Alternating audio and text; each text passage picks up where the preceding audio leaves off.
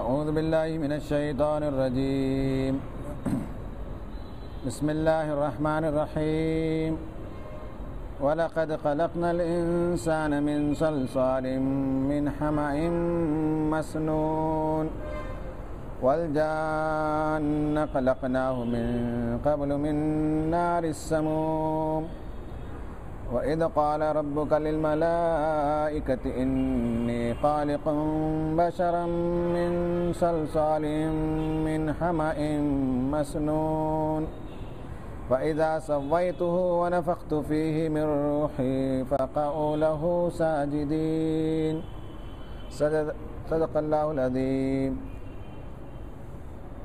محترم بزرگوں اور دوستوں، میں نے سورہ ہجر سورہ نمبر 15 سے 4 آیتوں کی تلاوت کی ہے۔ آیت نمبر 26، 27، 28 اور 29، 28 سے 29 تک میں نے یہ 4 آیتیں تلاوت کی ہیں۔ یہ بڑی اہم آیتیں ہیں، انسانی شخصیت کو یہ آیتیں ڈیفائن کرتی ہیں۔ اس آیت سے انسانی کو اللہ تعالیٰ نے کیسے بنایا ہے، کیا اس کی ترکیب ہے، کیا عناصر ہیں، کیا بیسک کانسٹیٹیوئنٹ میٹیریل سے انسان کی شخصیت بنی ہے، اس کا ہمیں سراغ لگتا ہے، اس کا ہمیں پتہ چلتا ہے ان آیتوں سے۔ ان آیتوں میں کہا گیا کہ وَلَقَدْ خَلَقْنَا الْإِنسَانَ مِنْ صَلْصَالٍ مِنْ حَمَإٍ مَسْنُونٍ۔ اللہ تبارک و تعالیٰ نے انسان کو کھنکھناتے ہوئے گارے سے، سوکھی مٹی سے اللہ تعالیٰ نے پیدا کیا۔ وَالْجَانَّ خَلَقْنَاهُ مِنْ قَبْلُ مِنْ نَارِ السَّمُومِ۔ اس سے قبل اللہ تبارک و تعالیٰ نے جنوں کو آگ سے پیدا کیا، آگ کی ایک لو سے اسے اللہ تعالیٰ نے پیدا کیا۔ وَإِذْ قَالَ رَبُّكَ لِلْمَلَائِكَةِ، پروردگار نے جب اپنے فرشتوں سے کہا اِنِّی خَالِقٌ بَشَرٌ، میں انسان کو پیدا کرنے والا ہوں، مِنْ صَلْصَالٍ مِنْ حَمَإٍ مَسْنُونٍ، سڑے ہوئے یا کیچڑ والی جو مٹی ہے جب وہ سوکھ جائے تو جب وہ کھنکھناتی ہے ٹھکرے سے، تو اس طرح سے ایک سڑے ہوئے مٹی کے سوکھے گارے سے میں انسان کو پیدا کرنے والا ہوں، یہ اس کا مطلب ہے۔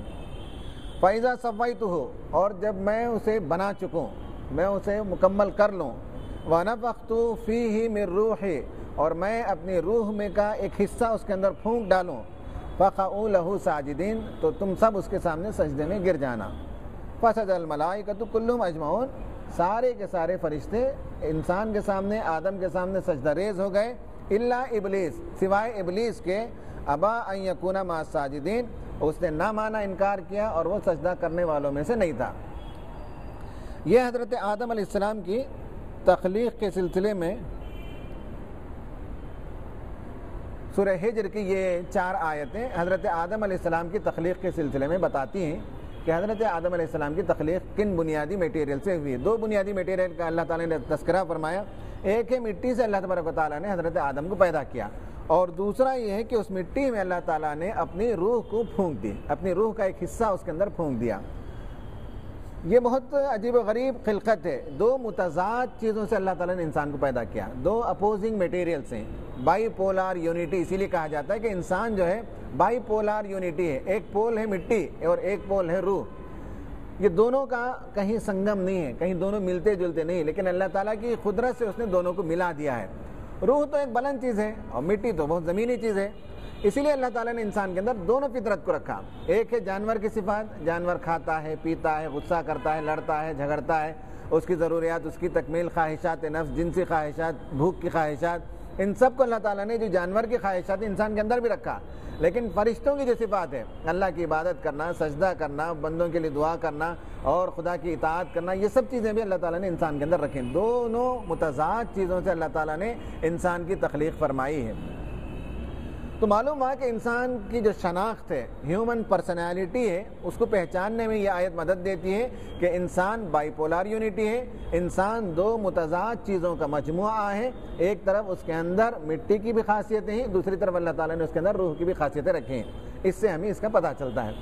اب اس چیز کو جدید علماء نفسیات یا جو ماڈرن سائیکالوجسٹ ہیں وہ اس چیز کو فائنڈ آؤٹ کرنے سے قاصر ہیں۔ جب بھی وہ انسان پر بات کرتے ہیں، صرف انسان کے اس پہلو پر بات کرتے ہیں جسے ہم بہیمی صفات کہتے ہیں یا جانور کے صفات کہتے ہیں، یا مٹی سے بننے کے نتیجے میں جو انسان کے اندر خصوصیات ہیں، کھانے کا شوق، پینے کا شوق، تعلیم کا شوق یا جنسی خواہشات اور جذبات، لڑنا جھگڑنا، خوف، یہ سب جو کیفیتیں ہیں، انہی تک کی اسٹڈی مرکوز ہے سائیکالوجی کے اندر۔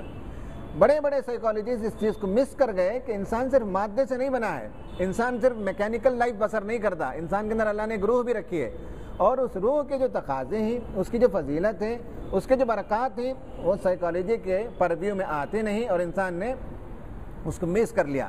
اس لیے ہیومن پرسنالٹی پر جب بھی سائیکالوجسٹ گفتگو کرتے ہیں، اس میں یہ ڈائمنشن مسنگ ڈائمنشن ہے، روح کا ڈائمنشن مسنگ ہے، اور روح کے نتیجے میں جو برکت آتی ہے، جو سعادت آتی ہے انسان کو، وہ سائیکالوجی میں زیر بحث نہیں آتی۔ اس لیے ہیومن پرسنالٹی جو سائیکالوجی میں ڈیفائن کیا جاتا ہے وہ کمزور ہے، اور اسلام جو پرسنالٹی دیتا ہے وہ بہت جامع ہے اور حقیقت پر مبنی ہے۔ جو سائیکالوجسٹ ہیں ان میں سے ایک ہے ایک روم نام کا، اس نے یہ بتایا ہے کہ روح کا مطالعہ ہماری سائیکالوجی سے باہر ہے، اس لیے ہم نے انسانی نفسیات کو، انسانی شخصیت کو پہچاننے میں زبردست غلطی کی ہے، اور زبردست ہم نے کوتاہی کی ہے۔ وہ خود تسلیم کرتا ہے کہ روح انسان کے اندر موجود ہے، ہم نے اسے تسلیم نہیں کیا، ہم نے اسے اپنے مطالعے کے اندر نہیں رکھا، اس لیے شخصیت کا مطالعہ جو کچھ بھی ہم نے کیا ہے وہ میکینیکل ہے، وہ حساب کتاب کے اندر جو چیز بیٹھے، جو چیز لیبارٹری میں ہم ٹیسٹ کر سکیں، انہی پر ہم نے انسانی شخصیت کو ڈیفائن کیا ہے، اور ہیومن پرسنالٹی کا ڈیفینیشن ہمارا کوتا ہے، کمزور ہے، ناقص ہے، اور وہ مکمل نہیں ہے۔ یہ سائیکالوجسٹ خود اس بات کو تسلیم کرتے ہیں۔ دو چیزوں سے بنا، روح سے انسان کی تخلیق ہوئی، روح سے مراد اللہ تعالیٰ نے انسان کے اندر بلند صفات کو بھی پیدا کیا، اعلیٰ اخلاق و کردار کا بھی اللہ تعالیٰ نے اس کے اندر اس کی استعداد رکھی، اس کا پوٹینشیل کو اللہ تعالیٰ نے انسان کے اندر رکھا ہے۔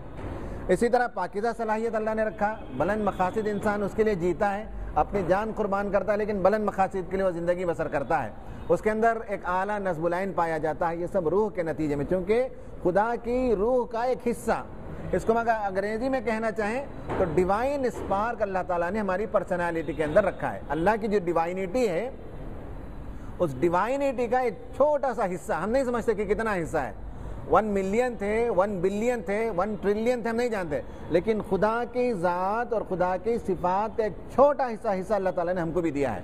وَنَفَخْتُ فِيهِ مِن رُوحِي، میں اپنی روح میں کا ایک حصہ تمہارے اندر پھونک دوں گا۔ تو روح جو ہے یہ خدا کی ذات کا ایک حصہ، خدا کی صفات کا ایک حصہ، خدا کے جو کمالات ہیں ان کمالات کا ایک حصہ انسان کے اندر ہے۔ خدا تخلیق کرتا ہے، انسان بھی اللہ نے تخلیق کرنے کی صفت دی۔ خدا رحم کرتا ہے، انسان بھی رحم کرتا ہے، اللہ تعالیٰ نے یہ صفت انسان کے اندر بھی دی ہے۔ خدا تعالیٰ مغفرت کرتا ہے، معاف کرتا ہے، دیتا ہے، انسان کے اندر بھی یہ صفات رکھی۔ تو 1 بلین 1 ٹریلین آپ جتنا بھی میتھمیٹکس میں سمجھ سکیں، اتنا ڈیوائن اسپارک کا نام ہے روح۔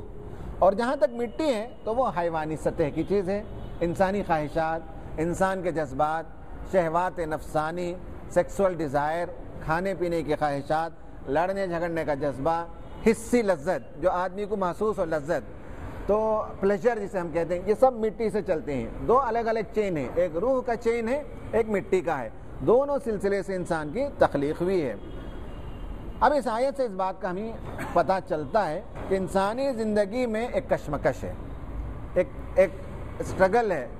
روح اوپر کی طرف لے جانا چاہتی ہے اور مٹی انسان کو نیچے کی طرف کھینچتی ہے۔ یہ کشمکش سے ہم میں سے کوئی فرد فارغ نہیں ہے۔ دنیا میں جتنے انسان پیدا ہوئے ان کے اندر یہ کشمکش پائی جاتی ہے، کبھی وہ بلندی کی طرف جانا چاہتے ہیں، کبھی وہ نیچے کی طرف چلے جاتے ہیں، یہ کشمکش پائی جاتی ہے۔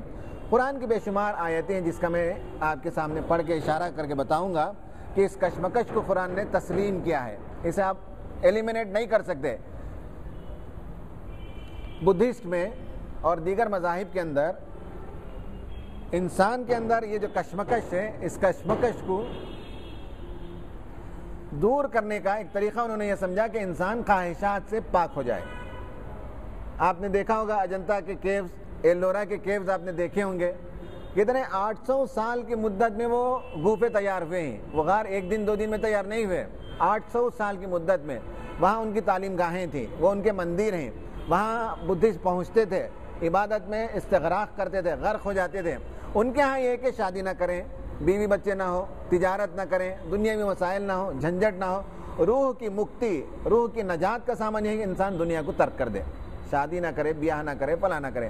عیسائیوں کے اندر بھی یہ تصور پایا جاتا ہے، سیلیبیسی کا تصور ہے، انسان کنوارا رہے، لڑکی کنواری رہے، شادی نہ کرے، زندگی کے مسائل اور حیات کی جو مشکلات ہیں اسے نہ جھوجے، نہ اسے جھیلے، بلکہ خدا کی یاد میں لگ جائے۔ یہ ممکن نہیں ہے، یہ امپاسبل ہے، انسان ایسا کر نہیں سکتا۔ اسی کہ اللہ تعالیٰ نے جسم کی بھی جو کچھ تقاضے رکھے ہیں، اگر آپ اسے ڈینائی کریں گے تو غلط راستے سے آدمی ان تقاضوں کو پورا کرنے کی کوشش کرتا ہے۔ اس لیے انسان کو اسلام نے تعلیم دی کہ دونوں کو ساتھ لے کر چلنا ہے، لیکن نفس کو آگے بڑھنے نہیں دینا ہے، اسے کنٹرول کرنا ہے۔ روزہ کس لیے ہے؟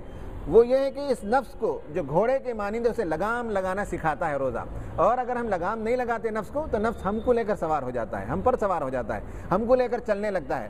ہمارا کام یہ کہ نفس کو ہم کنٹرول کر کے رکھیں۔ یہ جو اندرونی کشمکش ہے، اس کشمکش سے سیکولرسٹ یہ ہے کہ روح کو مانتے ہی نہیں، عبادت کو مذہب کو مانتے بھی تو ایک پرائیویٹ افیئر ہے، باقی زندگی آزاد ہے۔ تو دونوں ایکسٹریمز ہے۔ ایک ایکسٹریم دنیا پرستوں کی ہے کہ وہ روح کے تقاضوں کو پورا نہیں کرتے، اور مذہبی لوگ روح کے تقاضوں کو پورا کرتے ہیں، دنیا کو چھوڑ دینا چاہتے ہیں۔ ان دونوں کے بیچ میں اسلام کا موقف ہے۔ اسلام بتاتا ہے فَأَمَّا مَنْ طَغَىٰ وَآثَرَ الْحَيَاةَ الدُّنْيَا فَإِنَّ الْجَحِيمَ هِيَ الْمَأْوَىٰ وَأَمَّا مَنْ خَافَ مَقَامَ رَبِّهِ وَنَهَى النَّفْسَ عَنِ الْهَوَىٰ فَإِنَّ الْجَنَّةَ هِيَ الْمَأْوَىٰ۔ بہت پیاری آیت ہے۔ بتایا کہ دیکھیں جنت اور دوزخ دو اینڈ ریزلٹ ہیں۔ آدمی روح کے تقاضوں کو پورا کرے گا، جسم کے تقاضوں کو ساتھ لے کر اسے ڈینائی کر کے اسے کچل کرنے، جسم کو، مٹی کو، خواہشات کو، دنیا کی ضرورتوں کو تکمیل کرتے ہوئے روحانی طور پر بلند اٹھے گا تو جنت کو پہنچے گا، اور آدمی روح کو کچل دے گا، صرف دنیا پرست ہو جائے گا، خواہشات کا غلام بنے گا تو جہنم میں جائے گا۔ یہ آیت بتاتی ہے کہ جس نے سرکشی کی، دنیا پرستی اختیار کی، وہ یقیناً جو ہے جہنم میں جائے گا، جو اس کا برا ٹھکانہ ہے۔ اور جس نے خدا کے سامنے کھڑے ہونے کا ڈر پیدا کیا اور اپنے نفس کو کنٹرول میں رکھا، وہ شخص جنت میں جائے گا، اور جنت بہترین ٹھکانہ ہے۔ اس سے معلوم ہوتا ہے کہ یہ کشمکش انسان کے اندر ہے، اس کشمکش ہی کے نتیجے میں ہم جنت کو جائیں گے یا جہنم کو جائیں گے۔ ہم انشاءاللہ جنت کو جائیں گے اگر ہم اپنے نفس کو کنٹرول کریں۔ قرآن نے ایک بات اور جگہ بتائی وَإِذَا رَأَوْا تِجَارَةً أَوْ لَهْوًا انفَضُّوا إِلَيْهَا وَتَرَكُوكَ قَائِمًا قُلْ مَا عِندَ اللَّهِ خَيْرٌ مِّنَ اللَّهْوِ وَمِنَ التِّجَارَةِ وَاللَّهُ خَيْرُ الرَّازِقِينَ۔ لیکن یہ بات بتائی جاتی ہے کہ جمعے کی نماز چل رہی تھی، جمعے کا خطبہ چل رہا تھا نبی صلی اللہ علیہ وسلم کے زمانے میں، اور ابھی جمعہ کو شروع ہوئے نیا تھا، بہت پرانا نہیں تھا جمعے کا نظام۔ تو اللہ کے رسول خطبہ دے رہے تھے، اور قحط کا زمانہ تو لوگ کہتے ہیں کہ صاحب ایک قافلہ آیا تھا جو ڈھول وغیرہ بجا کر ناچ کر لوگوں کو پکار کر تجارت کرتے تھے۔ تو بہت سے لوگ جو مسلمان نئے تھے وہ چلے گئے اللہ کے رسول صلی اللہ علیہ وسلم کو چھوڑ کر تجارت کے لیے، اس لیے کہ مال آیا ہے، باہر سے قافلہ آیا ہے اور قافلہ کہیں چلا نہ جائے۔ تو قرآن نے بتایا کہ دیکھیں ایک تو ہے جسم کی ضروریات اور ایک ہے روح کی ضروریات، ان دونوں کے درمیان توازن ہونا چاہیے تھا۔ لیکن لوگوں نے کیا کیا کہ جب دیکھا کہ تجارت کا قافلہ آیا ہوا ہے اور لہو کا مطلب ہے گانا بجانا، ڈھولک، یہ سب ہوتا تھا، تو انفضوا الیہا، اس کی طرف وہ بھاگ گئے۔ وَتَرَكُوكَ قَائِمًا، اور آپ صلی اللہ علیہ وسلم کو چھوڑ کر چلے گئے۔ آپ صلی اللہ علیہ وسلم خطبہ دے رہے تھے اور کچھ ہی لوگ صحابہ بیٹھے ہوئے تھے۔ تو کہا کہ یہ بات صحیح نہیں ہے۔ قُلْ مَا عِندَ اللَّهِ خَيْرٌ مِّنَ اللَّهْوِ وَمِنَ التِّجَارَةِ، اللہ کے پاس جو کچھ ہے وہ اس کھیل سے، وہ اس تجارت سے زیادہ بہتر ہے، اور اللہ تو روزی دینے والا ہے۔ تو بتایا گیا کہ جسم کی خواہشات کا بھی خیال رکھنا ہے، لیکن روح کی خواہشات اور روح کی بلندی کا سامان انسان کو زیادہ توجہ دینی چاہیے۔ اس کشمکش کا ذکر بتایا کہ جمعے کے دن بھی ایسا کشمکش ہوا تھا، ایک واقعے کا اللہ نے ذکر فرمایا۔ اسی طرح قارون کو اللہ نے خوب دولت دی، قرآن میں اس کا ذکر ہے سورہ قصص میں۔ جب وہ نکلا تو اس کے ساتھ اونٹوں میں لوگ چابیاں لے کر نکلتے تھے۔ چابی سے مراد ہمارے ہاں تو کمپیوٹرائز چابی ہے، چھوٹی چابی، اس زمانے میں بڑی چابیاں ہوتی تھی، جیسے ہمارے پاس سبل ہوتا ہے نا، سبل کی طرح بڑی چابیاں ہوتی تھیں جو بڑے گیٹ ہوتے تھے اسے کھولنے کے لیے۔ تو ان چابیوں کو، اس کے جو خزانے تھے، اس کے جو محلات تھے، اس کے انڈر گراؤنڈ میں جو وہ تھے جہاں وہ سامان رکھتا تھا، اس کی چابیاں کئی اونٹ اٹھاتے تھے۔ تو جب اس کا جلوس نکلا، اس کی ریلی نکلی، تو قرآن بتاتا ہے فَخَرَجَ عَلَىٰ قَوْمِهِ فِي زِینَةٍ، اپنے مال و دولت اور شان و شوکت کو دکھاتے ہوئے نکلا۔ وہ جب اس کا جلوس نکلا، قارون نکلا، قَالَ الَّذِينَ يُرِيدُونَ الْحَيَاةَ الدُّنْيَا، جو دنیا چاہتے تھے، انہوں نے کہا یا لیت لنا مثل ما اوتی قارون، کاش قارون کو جو دولت ملی ہم کو بھی ملتی، اس کے اونٹ، اس کے پیادے، اس کے جو ہے حوالی موالی، اس کے نوکر چاکر، اس کا کپڑا، اس کا کھانا پینا، اس کا ٹھاٹ باٹ، یہ سب دیکھ کر کمزور ایمان والے متاثر ہو گئے۔ بنی اسرائیل میں سے جو کمزور ایمان والے تھے، کہا کہ کاش ہم کو بھی قارون کی طرح دولت ملتی، قارون کی طرح سواری ملتی، قارون کی طرح جو ہے نوکر چاکر ہم کو بھی ملتے۔ انہو لذو حظ عظیم، بڑا خوش قسمت انسان ہے صاحب، دیکھو کیا دولت ہے، کیا چمک دمک ہے اس کی۔ یہ ایمان جب کمزور ہوتا ہے تو آدمی ان چمک دمک کو دیکھ کر متاثر ہو جاتا ہے، ایک مومن متاثر نہیں ہوتا ان سب چیزوں کو دیکھ کر۔ پھر قرآن کہتا ہے وقال الذین اوتوا العلم، جن کو اللہ نے علم عطا کیا تھا، انہوں نے کہا ان لوگوں سے جو کمزور ایمان والے تھے وَيْلُكُمْ ثَوَابَ اللَّهِ خَيْرٌ لِمَنْ آمَنَ وَعَمِلَ صَالِحًا، تم پر افسوس ہے کہ تم اس آدمی کی دولت پر مرعوب ہوتے ہو، متاثر ہوتے ہو۔ اللہ کے پاس ایمان والوں کے لیے اور عمل صالح کرنے والوں کے لیے جو اجر ہے وہ بہت بڑی چیز ہے۔ وَمَا يُلَقَّاهَا إِلَّا الصَّابِرُونَ، صبر کرنے والوں ہی کو یہ دولت ملنے والی ہے۔ کشمکش، آپ دیکھیے کہ بنی اسرائیل کا ایک گروپ چاہ رہا تھا کہ دولت ملے، دنیا کی چمک دمک اسے مل جائے۔ یہ کشمکش انسان کے درمیان، مادہ اور روح کے درمیان یہ کشمکش ہے۔ انسان کبھی ادھر بھاگتا ہے، کبھی ادھر بھاگتا ہے۔ عبادتیں انسان کو روحانی بلندی کی طرف لے جاتی ہیں، نماز انسان کو اوپر لے جاتی ہے، روزہ انسان کو روحانی طور پر اوپر لے جاتا ہے، زکوٰۃ آدمی دیتا ہے تو انسان کو اوپر لے جاتا ہے، مال کی دولت سے پاک ہوتا ہے، حرص سے پاک ہوتا ہے۔ انسان حج کے لیے جاتا ہے تو پھر وہ بھی اوپر بلندی کی طرف جاتا ہے، روحانی بلندی ہوتی ہے۔ اس کشمکش سے کوئی انسان، حتیٰ کہ نبی بھی اس سے فارغ نہیں ہے۔ نبی بھی نہیں کہہ سکتے کہ مجھے میرے دل کے اندر خواہشات پیدا نہیں ہوتے، ان کو بھی ہوتے ہیں لیکن وہ کنٹرول کرتے ہیں۔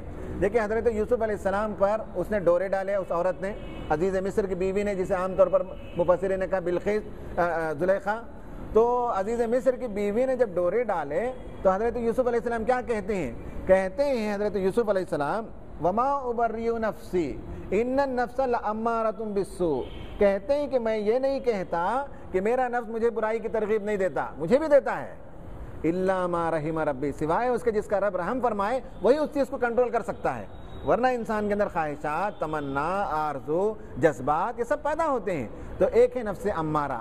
نفس امارہ کو روکنے کا طریقہ کیا ہے؟ دو طریقے ہیں۔ ایک ہے نفس لوامہ، جو اللہ تعالیٰ اندر کا انڈیکیٹر رکھا ہے، قرآن نے یہ بتایا ہے لا اقسم بیوم القیامت ولا اقسم بالنفس اللوامہ، قیامت کی قسم اور نفس لوامہ کی قسم۔ نفس لوامہ اندر کا انڈیکیٹر ہے جو بتاتا ہے کہ ہم غلط کرتے ہیں کہ صحیح کرتے ہیں، یہ ہمیشہ ہم کو صحیح راستے پر لگائے رکھتا ہے، روح کو اوپر اٹھانے کی کوشش کرتا ہے اور نیچے گر کر جانور کی سطح پر پہنچنے سے نفس لوامہ، ضمیر جسے کہتے ہیں، کانشس جسے کہتے ہیں، وہ ہماری حفاظت کرتا ہے۔ یہ بالکل ویسے ہی جیسے ہم کرکٹ کے میچ میں ہم دیکھتے ہیں کہ جب کوئی کرکٹر جو ہے کریز کو ہاتھ بیٹ لگایا کہ نہیں لگایا، بہت باریک ہوتا ہے وہ معاملہ، ڈیلیکیٹ معاملہ ہوتا ہے بہت، تو جب وہ فائنڈ آؤٹ نہیں کر پاتے تو کیمرہ لگا کر دیکھتے ہیں اور اس کے بعد وہاں بلنکر بتاتا ہے، ریڈ لگایا، بلنک ہو گیا تو معلوم ہے کہ اس نے کریز کو ٹچ کر دیا، گرین اگر بلنک ہو جائے تو معلوم ہے کہ اس نے نہیں لگایا۔ اس طرح کا ایک بلنکر ہمارے اندر موجود ہے کہ جب بھی ہم زندگی میں خدا کی ریکھا کو ٹچ کر رہے ہیں کہ نہیں کر رہے ہیں، خدا کے حدود کو توڑ رہے ہیں کہ نہیں رہے ہیں، اس کا اندازہ اندر سے معلوم ہوتا ہے۔ جو لوامہ، نفس لوامہ بتا دیتا ہے کہ تم ٹچ کر رہے ہو، ہوشیار، خدا کی سرحد کو ہاتھ لگا رہے ہو، خدا کی سرحد تم پہنچ رہے ہو، تم گناہ کرنے والے ہو، تم غلطی کی طرف جا رہے ہو، یہ اندر کا بلنکر ہم کو بتاتا ہے، نفس لوامہ ہے۔ کتنی پیاری بات ہے کہ انسان کو اس کشمکش میں اللہ نے مبتلا کیا، لیکن دو سپورٹ عطا کیے، ایک انٹرنل سپورٹ ہے جو ضمیر کی شکل میں ہے اور ایک ایکسٹرنل سپورٹ ہے جو قرآن کی شکل میں ہے۔ قرآن ہماری رہنمائی کرتا ہے، بتاتا ہے کہ غلط ہے کہ صحیح ہے، شراب پینا جائز ہے کہ نہیں جائز ہے، اپنی بہن سے شادی کرنا جائز ہے کہ نہیں جائز ہے۔ آدمی کو جو بھی سوال پیدا ہو تو قرآن کی طرف رجوع کرے، سود کی بنیاد پر تجارت کی جا سکتی ہے کہ نہیں کی جا سکتی ہے، میراث کا معاملہ سب بڑا بھائی کھا لے یا سب کو تقسیم ہونا ہے، بھائی بہنوں میں، ماں باپ میں، کمزوروں میں کیا رویہ اختیار کرنا چاہیے، یہ بتاتا ہے، قرآن بتاتا ہے۔ قرآن نے کہا قد جاءکم بصائر من ربکم فمن ابصر فلنفسہ ومن عمی فعلیہا، کہا کہ جان رکھو قد جاءکم، تمہارے پاس اللہ تعالیٰ کی طرف سے بصیرت کی روشنی آ چکی ہیں جو رہنمائی کرتی ہے، اور جو کوئی آنکھ کھول کر اس قرآن کے مطابق زندگی بسر کرے گا وہ اس کے اپنا فائدہ ہوگا، فمن عمیہ، جو اندھا بن کر زندگی بسر کرے گا اس کا وبال اس پر ہوگا۔ تو اللہ تعالیٰ نے اس کشمکش میں حضرت آدم کو جو پیدا کیا مٹی سے اور روح سے، اس کشمکش میں اللہ تعالیٰ نے انسان کو اپنے حال پر نہیں چھوڑ دیا، اس پر انسان کنٹرول پا سکتا ہے۔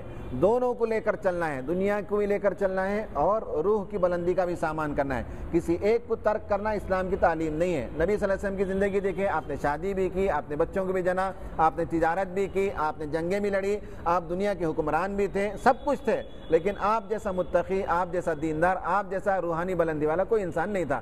انسانی شخصیت کے اس کو پہچاننا چاہیے جو انٹرنل کانٹرڈکشن ہے، جو تضاد ہے انسان کے اندر، اللہ تعالیٰ نے جو بائی پولار یونٹی جو پیدا کی ہے اس کو پہچاننا چاہیے. جب انسان اس کو پہچانے گا تو اپنی شخصیت کو صحیح خطوط پر ترقی دے سکے گا اور ڈیولپ کر سکے گا. جب اسے مس کر جائے گا تو اس کا ڈیولپمنٹ وہ لاپ سائڈڈ ڈیولپمنٹ ہوگا, وہ صحیح معنوں میں اپنی شخصیت کو ڈیولپ نہیں کر سکے گا. اللہ تعالیٰ سے دعا ہے کہ اللہ تبارک و تعالیٰ ہمیں اپنی شخصیت کے اندر کی جو کشمکش ہے اسے پہچاننے کی توفیق عطا فرمائے. نفس امارہ کو کنٹرول کرنے کی اللہ تعالیٰ ہمیں توفیق عطا فرمائے. نفس لواموں کو اللہ تعالیٰ ہمارا حساس بنائے. روزوں کے ذریعے سے پروردگار ہمیں اپنے نفس پر کنٹرول کرنا نصیب فرما. ربنا ظلمنا انفسنا وان لم تغفر لنا وترحمنا لنكونن من الخاسرین. ربنا آتنا فی الدنیا حسنہ وفی الآخرۃ حسنہ وقنا عذاب النار برحمتک یا ارحم الراحمین والحمد للہ رب العالمین.